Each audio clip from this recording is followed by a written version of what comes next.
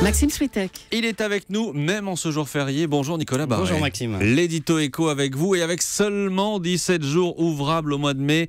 Oui. Il y a comme un parfum de vacances. Mais est-ce que ces ponts en répétition ont un coût pour notre économie ? Alors la réponse courte, c'est oui.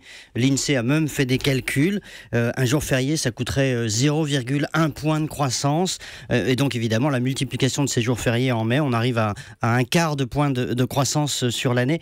Soit 5 milliards d'euros. 5 milliards d'euros, c'est quand même l'équivalent de 12 à 380, donc c'est pas mal. C'est pas mal. Le patronat s'est plaint d'ailleurs. Alors oui, le MEDEF réclame même la suppression de 2 jours fériés. Il y en a 11 en France actuellement.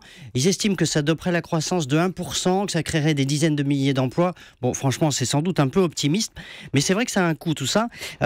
Et en même temps, il faut nuancer dans les deux sens. C'est-à-dire que ce qui coûte vraiment cher, finalement, c'est plus que le jour férié, c'est l'enchaînement jour férié et jour de RTT. Parce que là, on cumule tous les défauts du système français. C'est les ponts. Ce qui coûte cher, c'est les ponts. Exactement. Ça désorganise la production. Dans certaines industries, il faut payer des heures supplémentaires, etc.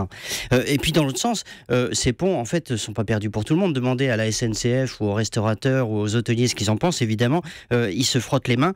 Et puis, par ailleurs, quand les carnets de commandes, vous savez, ne sont pas complètement au top, évidemment, quelques jours fériés, finalement, ça ne dérange pas tout le monde. Donc, vous voyez, c'est pas forcément tout négatif. Est-ce que les jours fériés coûtent tous autant ? Alors non, c'est ça qui est amusant. Évidemment, quand c'est un mardi, un mercredi, un jeudi, ça coûte beaucoup plus cher que si c'est un dimanche. Oui, ça, on le comprend très bien à cause des ponts, justement.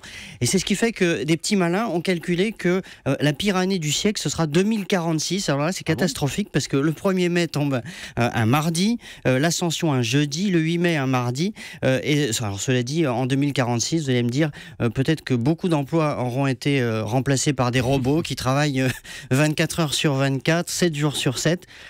Quant à nous, on sera peut-être à la retraite, ou alors ça voudra dire que l'âge limite a été repoussé vraiment beaucoup. Voilà. Et vous viendrez nous le dire. L'édito éco de Nicolas Barret, directeur de la rédaction des Échos, c'est tous les matins sur Europe 1. Merci Nicolas, à demain. À demain. Europe 1, il est 8h15.